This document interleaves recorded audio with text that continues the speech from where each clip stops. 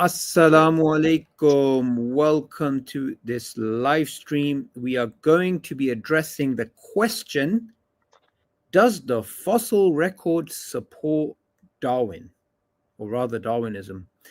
So, Mr. Trilobite, assalamu alaikum. Wa alaikum assalam. How are you doing? Alhamdulillah.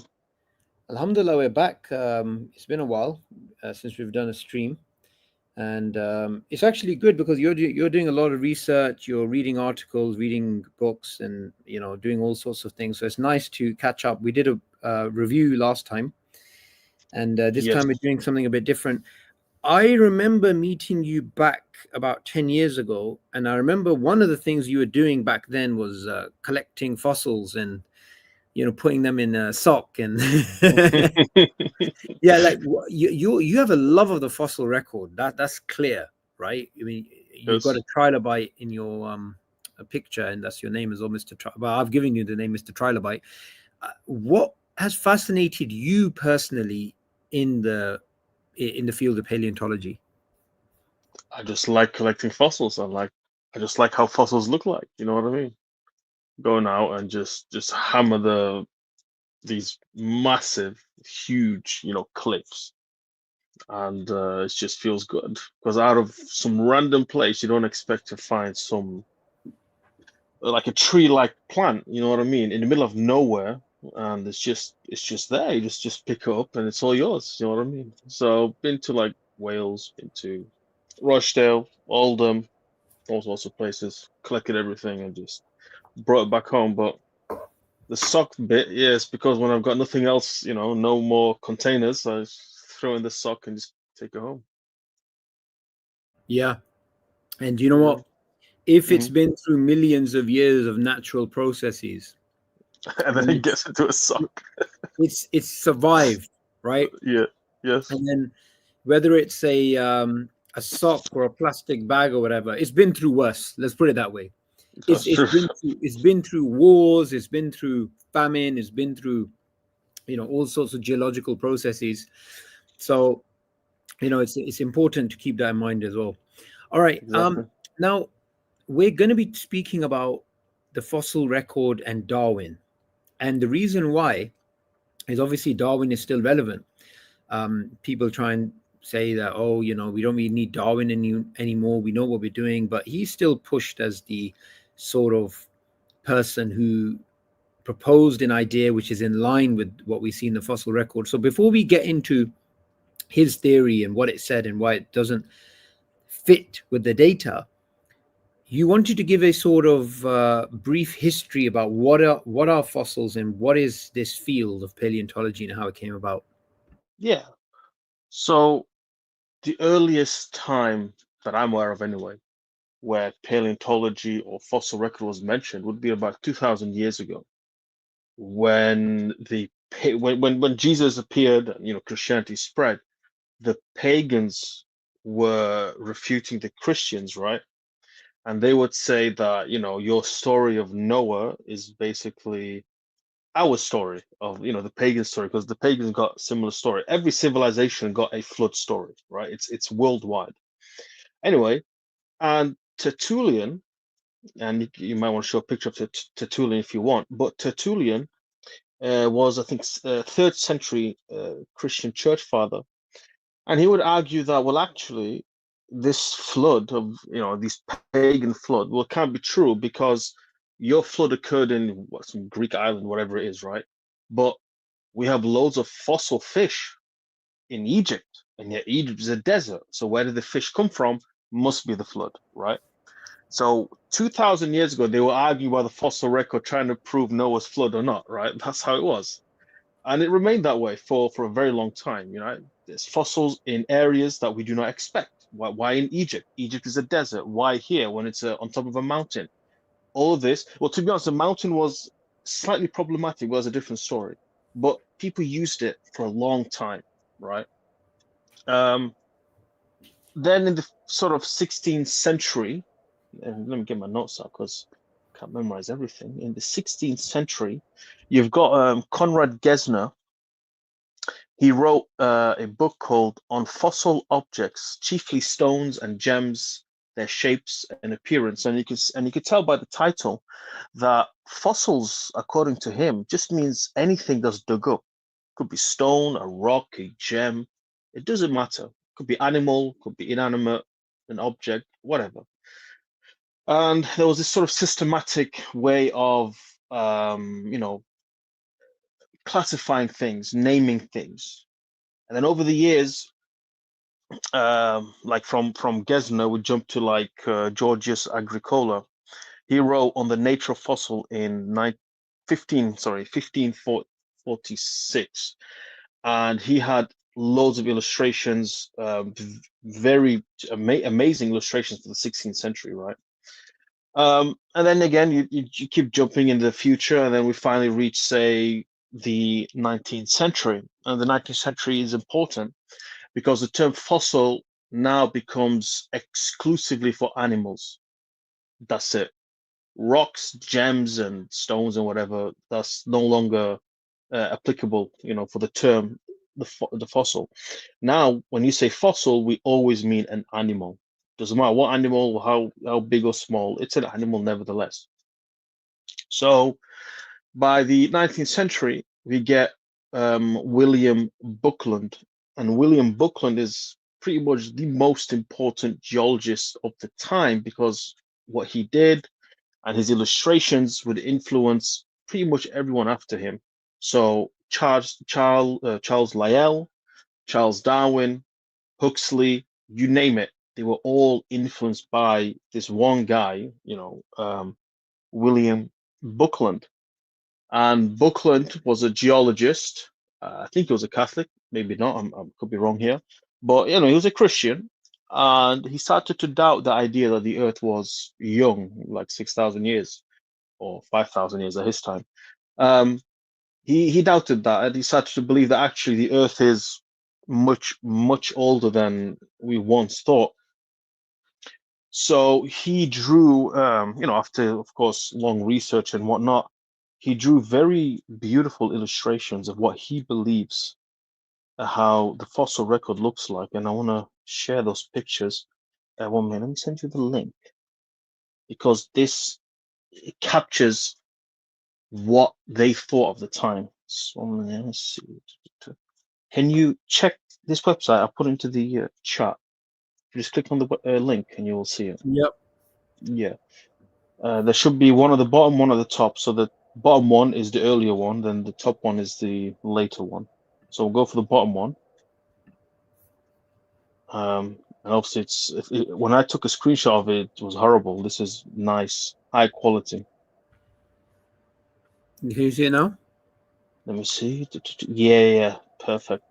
Is it? Yes, good enough. So you can see at the bottom, so where the animals start, you see where all the mammals are. This is basically our era, right? And then when you go before that, there's like the whales. When you go before that, again, some mammals or some whatever. If you go before that, could you go before? To the left? Let me see. If you can't, then you have to go up. Yeah, there we go. Again, then you can see some crocodiles and then some plants and whatnot. And if you go up again, because this is the first illustration. Yeah, that's the one. Yeah, and if you go a little bit to the right,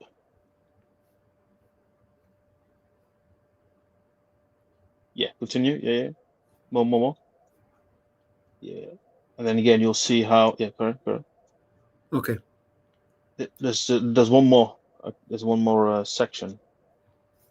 Is there not? Oh, there isn't. Oh, okay, never mind. No. Back up. I thought there was one more section. Yeah. My mistake. Okay, yeah. So from plants there, and then we're back to this. What's this called? Yeah, I don't know, some massive marine animals, right? And then you keep going back. You see some flying dinosaurs. You go back. You see some plants, some sort of weird plants, some fishes. You can see some trilobites there, and then back to some plants, and then pretty much that's the end of the fossil record. That when they speak about the fossil record at the time, this is what they imagined. This is all they had, right? And it's amazing. Don't get me wrong. I mean, the art, the drawings, it's just perfect. And you can see he named it the primary, transition series, secondary series, and there's also the tertiary, the bottom illustration. Now, needless to say, not all these animals are in the sections that they mentioned now, right? Right. Because Huxley believed in this, right? He faithfully believed in this, and when Darwin saw this, all you have to do is draw a line and just pretend that evolution happened. That's all it is. Just I mean, he even calls it transitional series. It's like as if he's talking about evolution, although he was an evolutionist. But someone that reads it might think transitional meaning evolution, but that's not the case. So they looked into this and they were like, okay, so there's clear patterns. Certain animals appear at certain times. Why is it so? Why is there these kingdoms of animals that appear, then they disappear, then someone else appears, and then they disappear, and so on and so forth? That was the sort of hot question in the 19th century. And obviously, Darwin comes along. Well, first Robert Chambers. Let's not ignore him because everyone tends to praise Darwin for no reason. Because Robert Chambers was the one who did it first, right? Robert Chambers looked into this same sources, and he was like, well, clearly the fossil record shows some sort of a transition from one thing to another. All you need to know is the mechanism. What is responsible for this mechanism? Creationists would look at it and obviously think it's just God, brings some creatures, get rid of them, and bring new creatures. And that's pretty much the arguments at the time. Robert Chambers was the first one. Darwin reads Robert Chambers, and so did Lyell and Huxley and whoever, Lubbock and all these guys. They read Robert Chambers, and they were, they pretended they didn't like him, but they did learn a lot from him. Certainly did Darwin. And as you know, in 1859, Darwin publishes Origin of Species because Wallace, had his Ternate letter sent to the what do you call it, the Royal Society. Actually, no, Darwin took to the Royal Society, but Darwin knew that Wallace almost had what Darwin had, so he quickly wrote The Origin of Species, published it, and he would argue about the fossil record. And when Darwin, when he noticed, if you see clearly on the transitional series, you can see the trilobites are there, and then before the trilobites, zero, it's just plants. Where are these little things, right? And Darwin famously mentioned that, right? Where are these animals that we could, just draw a line and connect them? Didn't exist then. Today, there's only like few animals of perhaps of different phylas that do not conform to the later phylas, and we'll explain phyla and all that later on. But the point is that this is what Darwin would have seen. This is what Darwin would have understood. This is his imagination of the fossil record, not our imagination. We always try to force his understanding to our understanding. No, we have to understand his viewpoint from his time. This is, his time. So then we, from Darwin, we jump to essentially the current time, where there's been, and there will always be anyway, major arguments about the fossil record. How does the fossil record look like? And the reason why this is an important question is because Darwin's theory, Darwin's idea, and so was Chambers' idea anyway, was that, a creature begins and over strict gradualism, it changes into, separate species, and separate, whatever the order is, family, genera, or something. I think genera, family, and then I think order, and then all basically to phylum. That is what the strict gradual phyletic evolution predicts, right? Small steps, species all the way to phyla. But what the geological record shows is literally the quite opposite. Phyla, two species. To put it in a different way, Darwin's theory predicts that if you start with a, say, Samsung S25, you should get Samsung S25 Plus, Pro, and maybe Ultra, and maybe some random S25. There's all these strange ones that you don't really hear about, but like M and T or whatever, some weird ones as well, or S and stuff like this. So that's how it should be from the base model, a little bit Pro, Ultra, right? What you don't expect is to start straight away from S25 and S26 and S27 Ultra. All of them are ultras, and then the minor ones appear later on. It's literally the quite opposite.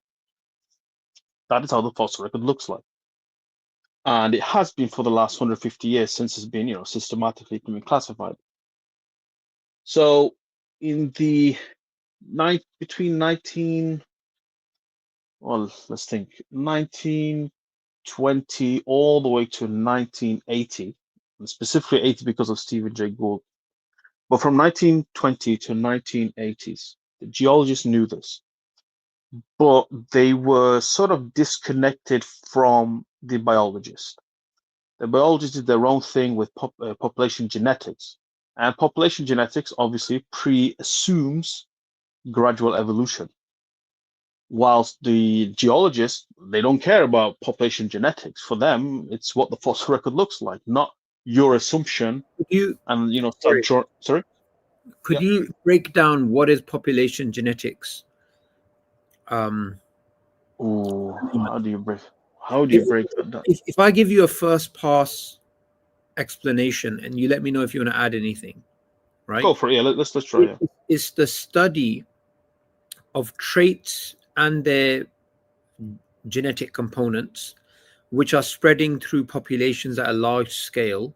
So this is purely a abstract mathematical field in which they assume this is how traits evolved in fitness landscapes and so on and so forth. So it's totally disconnected to the actual physical fossil record. Exactly. Now that's a good definition, but at that time it was only the physical traits. There was no DNA, no protein. That would come later on, especially like in say 1960s and 70s when developments were to be able to study this stuff. But from 1920s, well, even before that, of course, up to say let's say 60, it was only traits, right? They look at traits and they would say, oh, well, if, let's say teeth, let's say when did teeth emerge? Well, emerge this time. Okay. And then they tried to calculate how long it took. But you presuming gradual evolution.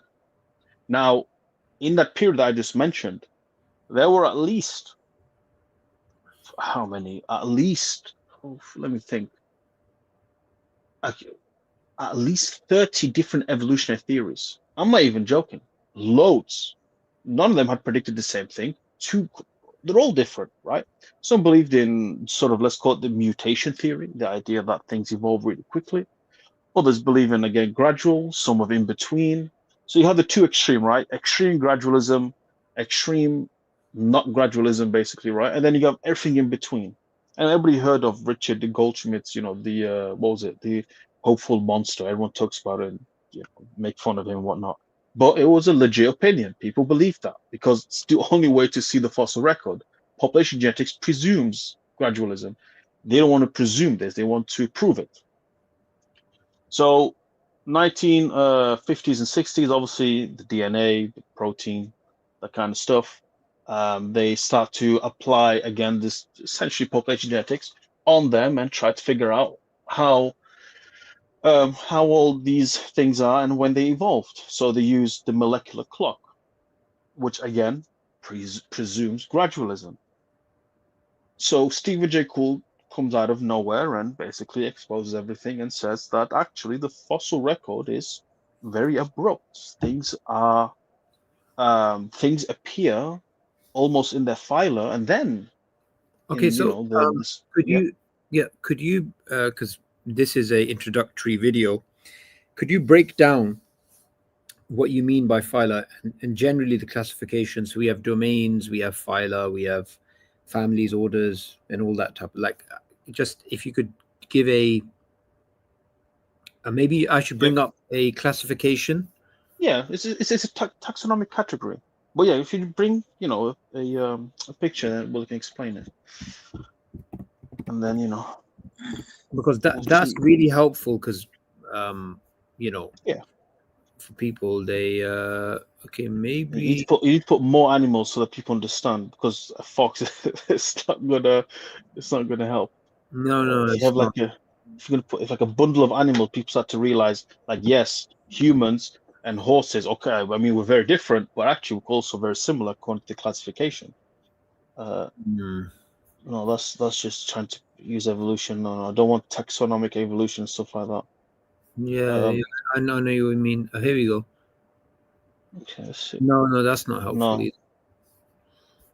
Up that one. Oh, never mind. It's gone now. Whether Yeah, that you one on the left. Frequently asked question. Yeah. There's some animals that. Yeah. So, what species are and what genus, family, and as you can see on the page, it shows the shared characteristics we've got, right? So all humans got essentially the same characteristics, right? But we are very different to horses, yet we share similar characteristics. So we all become, you could say, mammals, right? And then these mammals, because they share all the characteristics with other mammals, so then they become whatever the what was it? I forgot the names, but they sort of lumped into other categories. So you've got the vertebrate category, right? We're all vertebrates. We all have back spine, right? Other creatures don't have a back spine. To make it easier, Yeah. It's worth going into the taxonomic levels, right? So you start off with domain, and there are 3 domains, right? Then you get kingdoms, phylum, class, order, family, genus, species. Yeah. So according to the theory of evolution, right? The way the way things should be is you see that cat in the corner there, right? Start on the species level, and then it develops and becomes slightly different, right? And it becomes, say, a genus. The genus becomes a family. The family turns into an order, bit by bit, all the until you reach the phylum. Forget the kingdom. That's way too broad.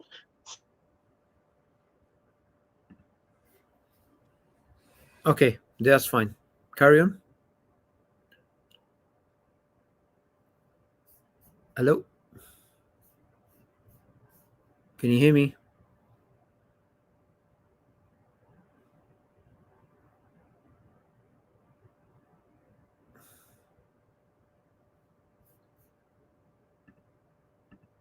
Hello? Can you hear me?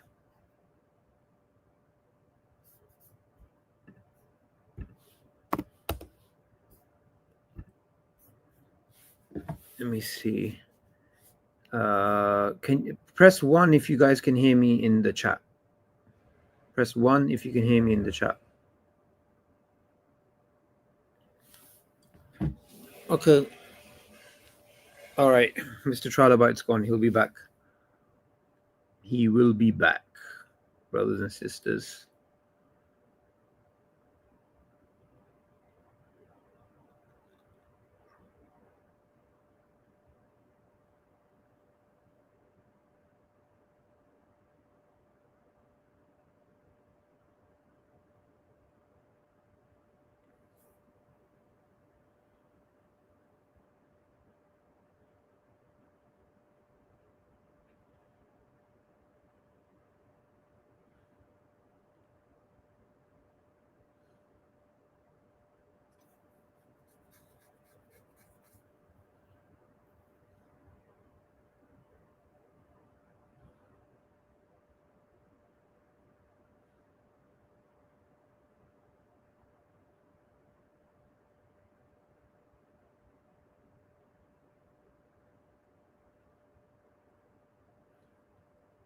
Okay, Mr. Trilobite's connection's actually finished.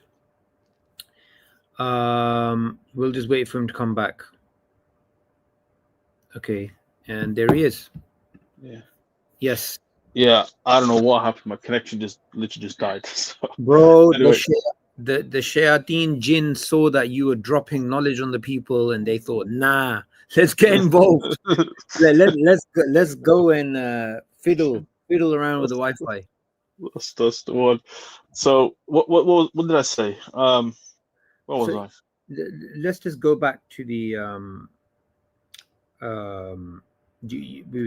we spoke about the cat, right? So we spoke about the higher taxonomical levels: kingdom, phyla, order. Yeah. So what I was saying was that the way the gradualist evolutionists would believe is that you start with the species, then you go to the genus, then the family, order to the phylum. Forget the kingdom because it's too broad. So we'll go up to phylum. That's how it should be, right? So all the shared characteristics for the chordata, those with a spine and whatnot, that phylum should appear first. Sorry, the little species should appear first, and then after that, the rest. But the way it works in the fossil record is, boom, the phylum just appears. That phylum with the backbone, with others as well at similar time, not always at the same time, but at similar time. And so you have the phylum first, and then over a long time, you get these different species. But that shouldn't be the case. It should be the species, and then bit by bit over time, you get the phylum. So the fossil record is upside down for whatever reason. Okay, so maybe give a concrete example of that to help the people understand. Okay, and I need to look for myself. 1 second. You can share your screen as well if you want to share something or draw something. No, in this case I don't have my screen. If you pop an image of the Cambrian explosion and I explain what I mean. Okay, that's fine. Let me look.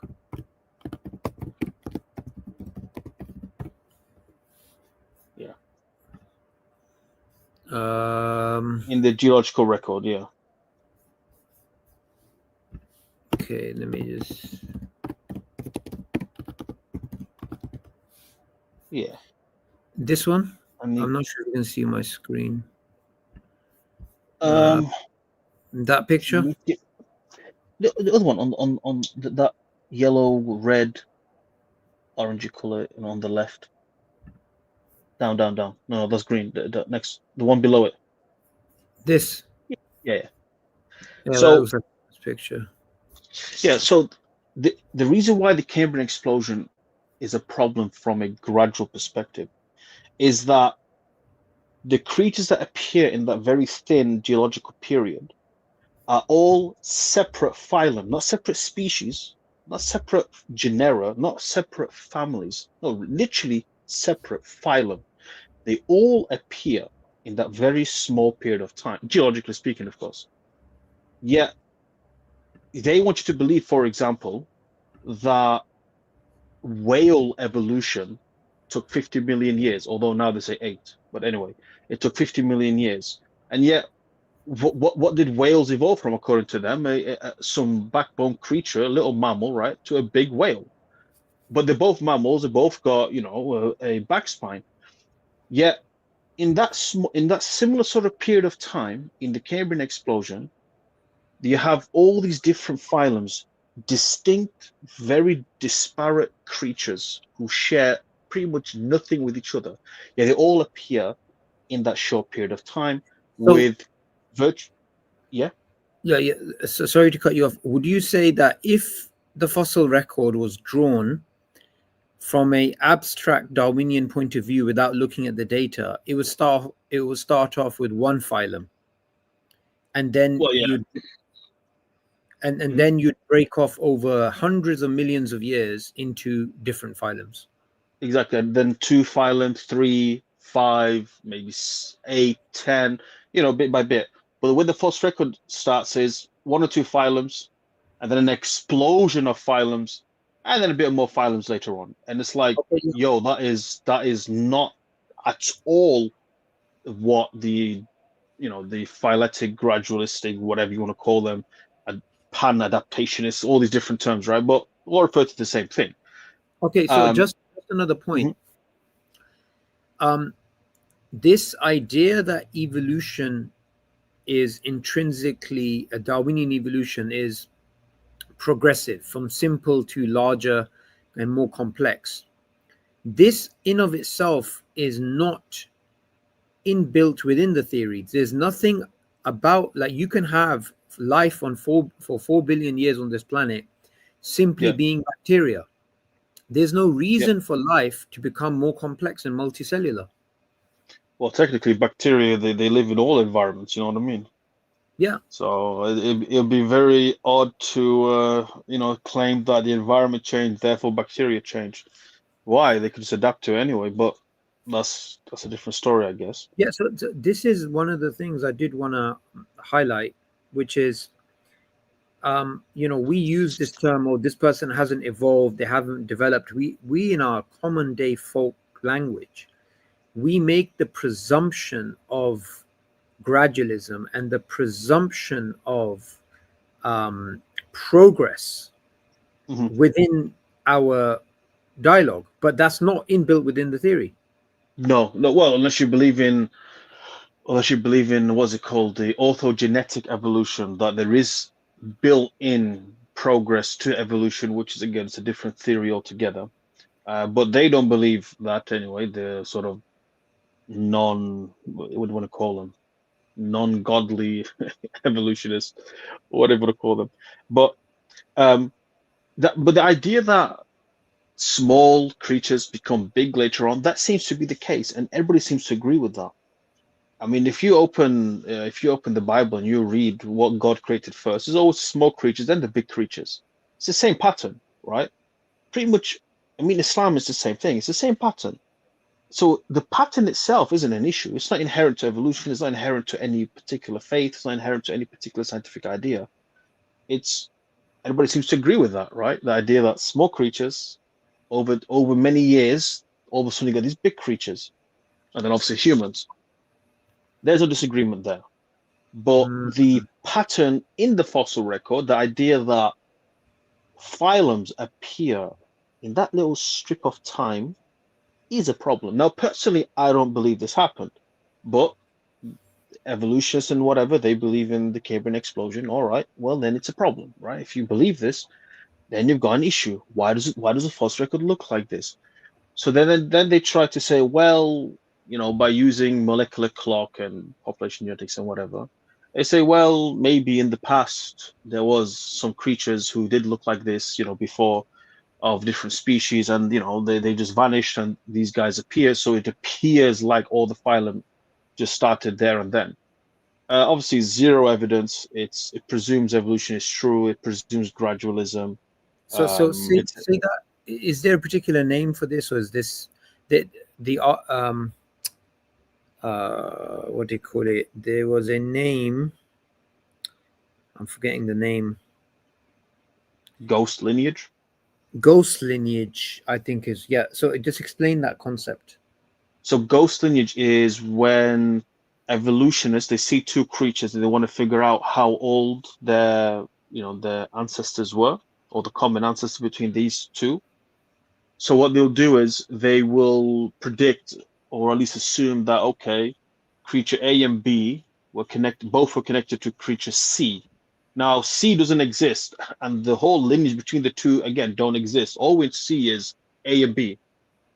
Yeah. So they would say that um, what was it now? They would say that we figure out, okay, it's about 40 million years, although we don't have any fossils to prove this, but this ghost lineage represents what might have happened. Okay. And it's So like, okay, yeah. yeah, So another thing I wanted to ask you is, would you say that the way that one paleontologist put it, gaps in the evidence from their perspective, the evolutionists, gaps in the evidence is not evidence of gaps. They still believe, even though we can't see them, they say that these they must things have existed. they must have existed. So for them, like for a normal person who is going to look at the evidence, they're going to see a gap. They will say that the fact that there is gaps does not mean that these gaps are real. They're not evidence of gaps. So they will believe even if there's no fossils there. Yep, yep. And Gould and Niles Eldredge, they would come later and say, well, actually, maybe they're not gaps. Maybe that's just how it is. A very different perspective, right? Yep. So they argued, okay, maybe what happened is that evolution takes place in a small population that separates from its main population. So let's say a subgroup of it separate. Let's say a big volcano happens, a big earthquake or whatever, and they separate. And whatever the sort of adaptation they gather gets fixated in that population. And then, of course, over time, the whole population would change. So in that perspective, you're not expecting one creature to change and then two, three, four, you know what I mean? That too long.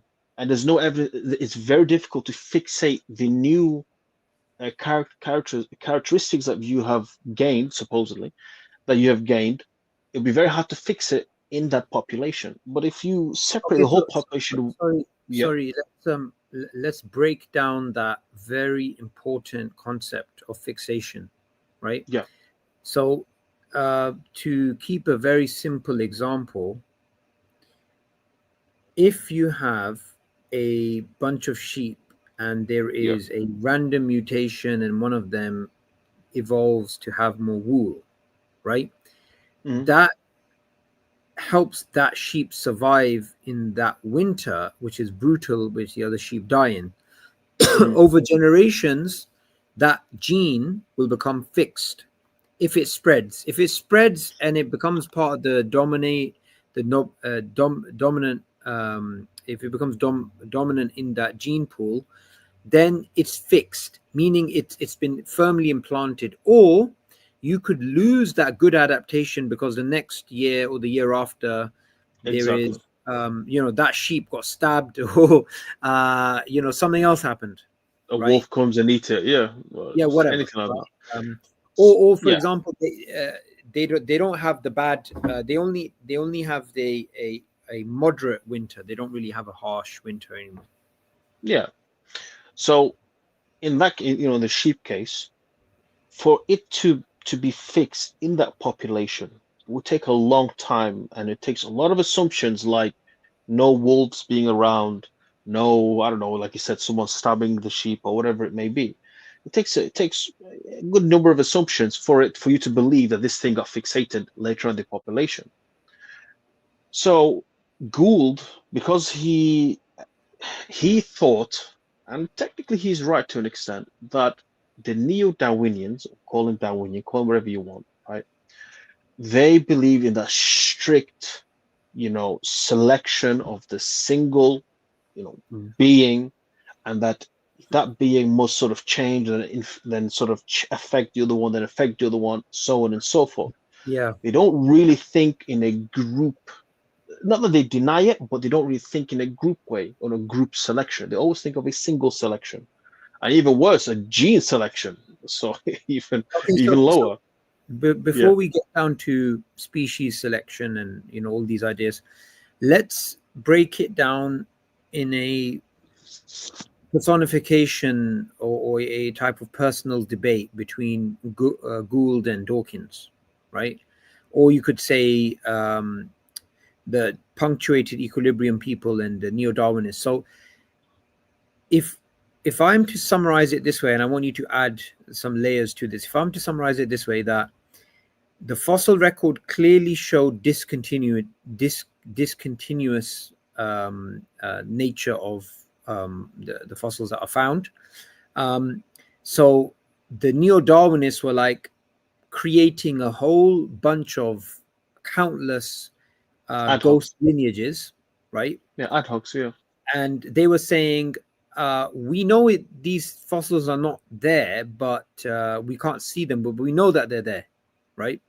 And that's right. then Niles and Gould came forward and said, what if the fossils are not there? What if the ghost lineages don't exist? So they're both looking, what I'm trying to say is they both are in total agreement of what the data is saying. It's their inferences which Hmm. are divergent. That's the one. That's the one. Okay. And also Yeah. stasis. So do you want to talk about stasis as well? Yeah. So just before this, Okay. there is a statement of Dawkins, which is pretty much that evolution has to work gradually if it's to do any explanation at all, right? Correct. Yeah. And this is Gunter Beckley, the late paleontologist. He references him when he's speaking about these issues. Why is it that Darwin and people like Dawkins today they are wedded to gradualism. What's the problem with saltation? And explain what saltation is as well. Okay, so they believe that things have to evolve gradually, very gradual, slowly but surely into all these different organs and animals and creatures, right? Because if not, and if things were to appear, just saying the word abrupt, right? It sounds like creationism. It sounds like just non-evolution. Because of that, they don't like it, right?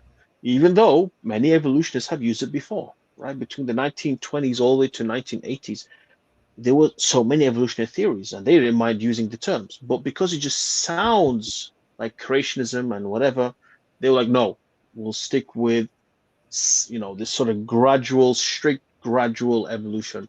Why? Because it works. How do you know it works? Population genetics. And it's like, well, you're assuming that you haven't proved it. So So because they, population, see, this is the other thing I just want you to clarify. When people use things like population genetics, right, and they shove it in the faces of intelligent design proponents and other critics, yeah, they don't really understand that the very sophisticated charts and mathematical models that they are pushing out in our faces, yeah, they are fundamentally all based upon the assumptions. assumption is the These very are all assumption you're trying to assumptions. prove. So all these fitness landscapes of the development of the eye and the development of the backbone and the brain and bipedal motion and evolved, and this is a fitness landscape, and this is adaptive and maladaptive and blah blah blah. All of that is simply them assuming. They haven't proven it. They put the cart before the horse. They've assumed the conclusion that they're giving to us as if it's evidence. Exactly. They assume the very thing they need to prove. And that's literally the inherent problem to it. Molecular clock is the same thing. You're assuming Okay. the very thing you tried to prove. So It's no just before different. we get into molecular clocks, right? Yeah. So the first thing I want to point out here is, even if um, the intelligent design proponents are not there, the mere fact that over 100 years after Darwin, it took two paleontologists to come forward and say the fact that there's no gradualism is the trade secret, as Gould said, of our field. And Mm. here is a radically different inference because the data doesn't fit the theory. That in of itself is evidence of the grand propaganda that has been carried out all across the world. Yeah, To, especially after the 1950s. Yeah. yeah, because we're being like, when you question these things that, oh, there's propaganda, they're like, what propaganda? And it's like, don't you see that these guys are basically saying They're what both we have, evolutionists. Yeah. yeah, what we have told the public for the past number of decades is actually, let's just ignore that and tell them a new story. What they're basically saying is they're admitting to the fact that it was a story in the first place, because they're radically changing it. It's not a small tinkering with the details. This is it's like you get those pictures where it's like a woman or it's like a vase, or it's like those pictures that they look like two different things. It looks like a duck or it looks like an old Mm. woman, right? So Yeah, this yeah, is a paradigm shift. They're literally looking at the same data and saying, guys, switch from this angle to this angle. yeah, exactly. And then you see something, or like those pictures where if you shut your eye a little bit, it's something else, right? It looks different now. You know what I mean? Those kind of sort of it's almost like a deception. So Gould comes out, and there were people before him. Don't get me wrong; he's not the only one. There were people before him, but they weren't as popular for whatever reason. Gould just happens to be very famous. Well, precisely because of his books I kept writing. They're very popular scientific stories of the past. So Gould comes out and obviously talks about the fact that the fossil record looks discontinuous. There's a major disparity. Although he doesn't answer the problem of the phylum to species instead of species to phylum, because even under his theory, it should be species to phylum. It's the same problem with the gradual evolution. So technically, it doesn't solve the problem, but never mind. So Gould says, Okay. okay, So yeah, so this is a very important point. There's two mhm, problems here. First is, as the critics of Gould pointed out, the Darwinian critics, right?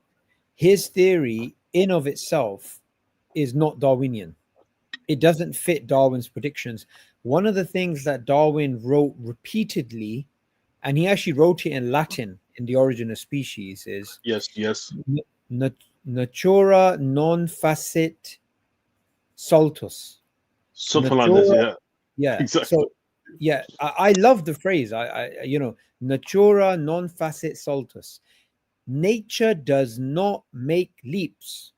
yeah. It, and he's adamant about it. 6 times in The Origin of Species, he quotes that Latin term.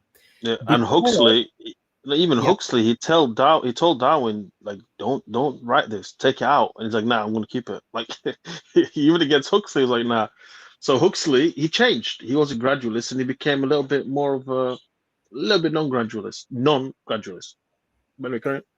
yeah. So the first fundamental problem is that Gould and Eldridge are saying, okay, so we have this radical theory. We're going to get into the radical theory, right?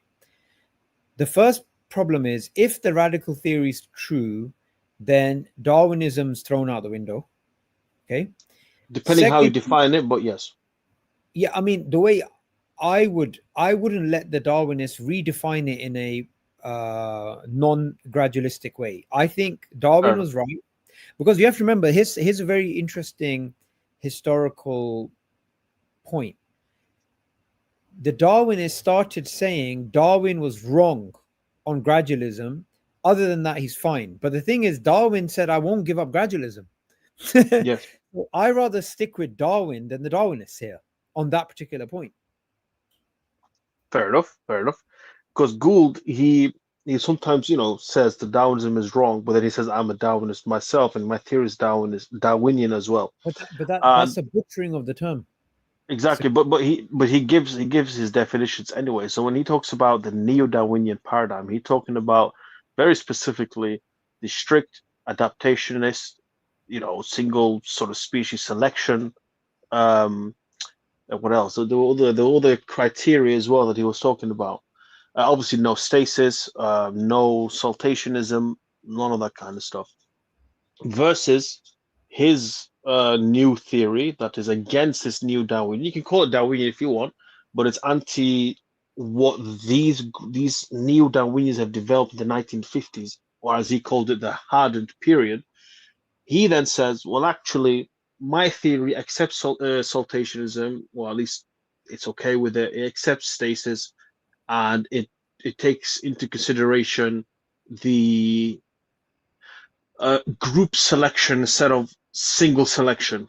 And it gets very complicated when you have to define single selection versus group selection, because none of these two people, these two groups, can even prove that either or happens. It's a set of assumptions that you can never prove, and here we are arguing over nothing.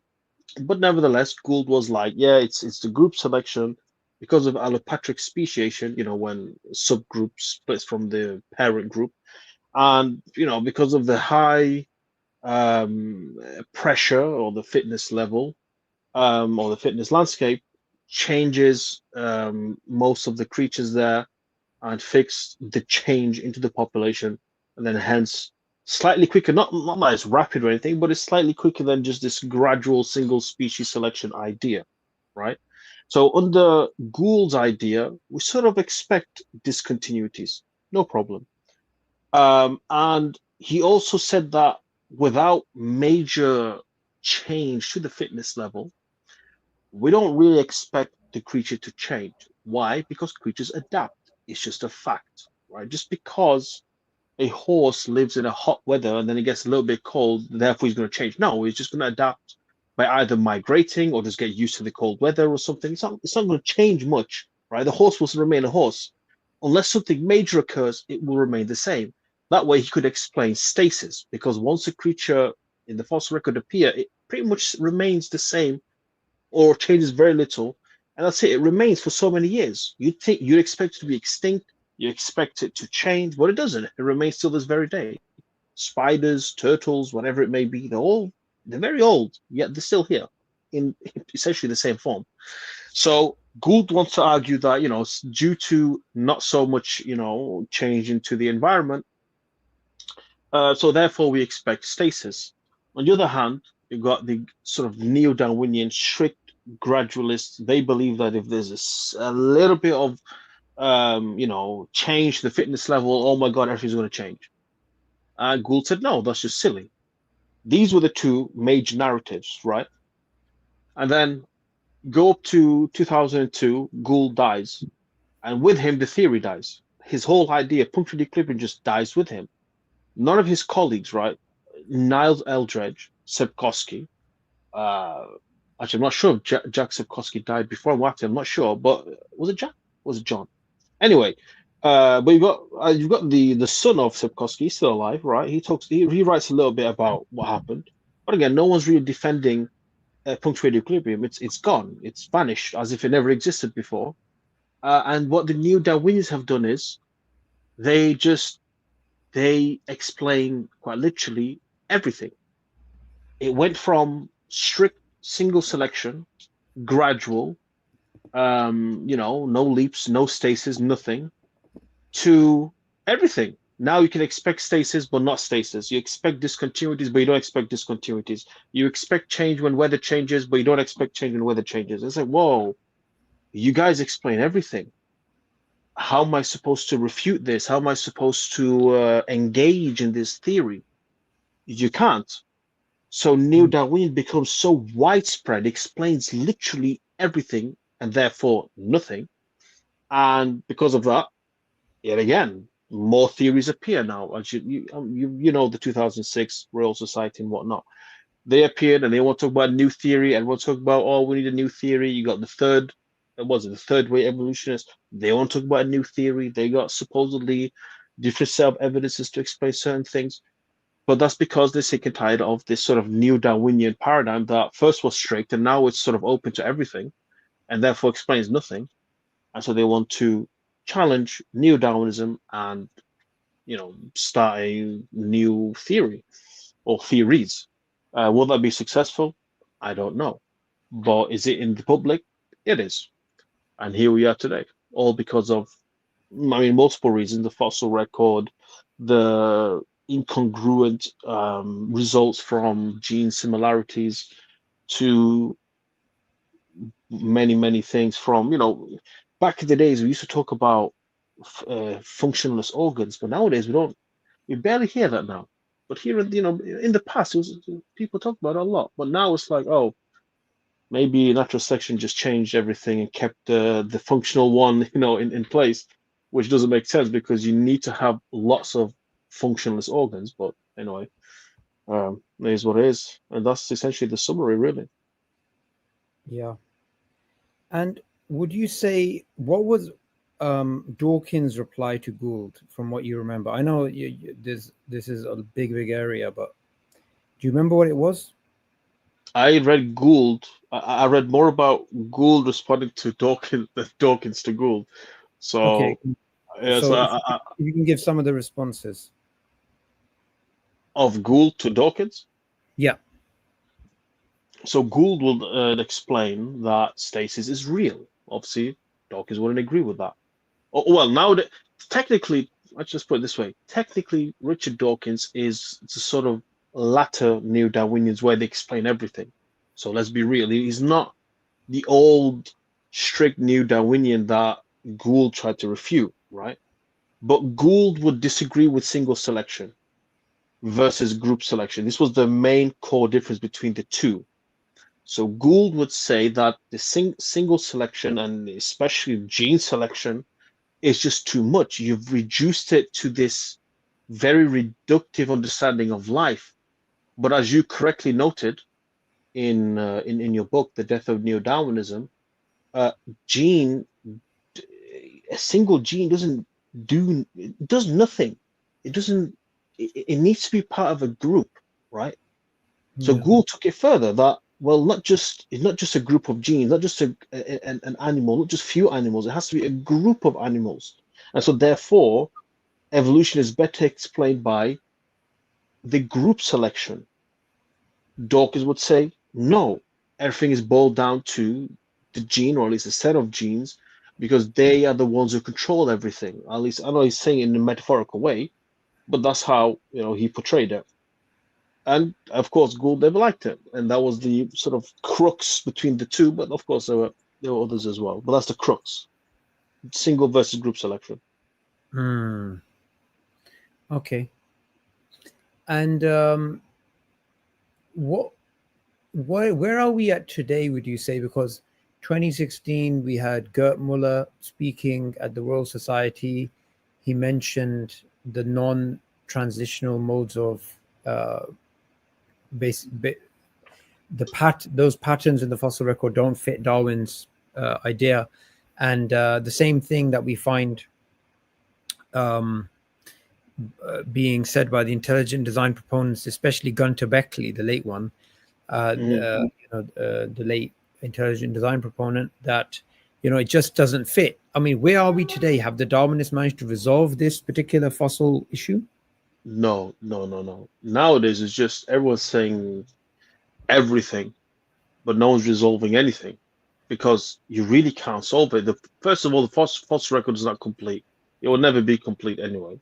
There are things that we're bound to find that will completely ruin everything that we know today.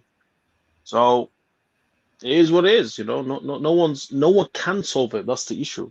See what I mean?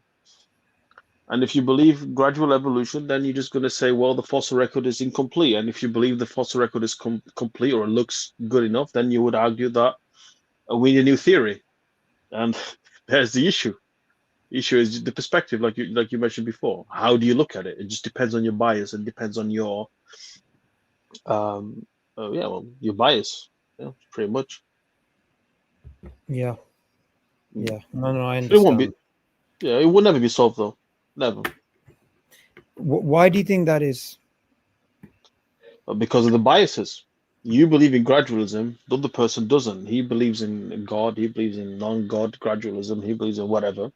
They all look at the same fossil record, very different eye.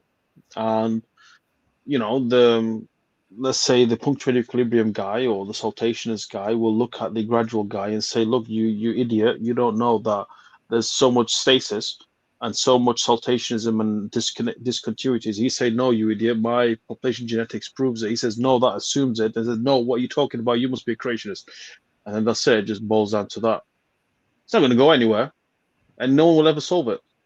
All we do is we use these big words, right? Oh, population genetics and auxiliary hypothesis of the molecular clock tells us this, that.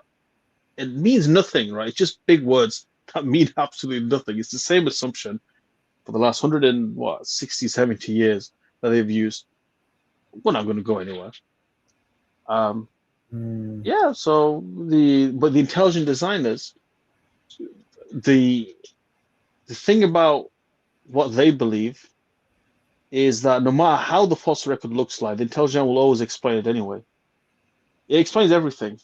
Because if you have a intelligent designer, then the designer could do whatever he wants. It doesn't matter how the fossil record looks like. Do you know what I mean? The good thing about gradualism is it gives you some sort of a prediction. Like, okay, it should be species to phylum. But obviously we see phylum to species. And then the creationist, again, the fossil record could look like anything it wants. It doesn't matter. There's no specific prediction besides the general basic to complex. I think that's a prediction that creationists would make. But other than that, we will always argue, like we are right now. Yeah. Absolutely. All right. Jazakallah khair. That was a really good introduction to this topic. May Allah bless you. And we'll be back in the future to do some more in some detail. Yes, definitely. All right, bro. May Allah bless you, man. All right. You too. All right. You take care. All right.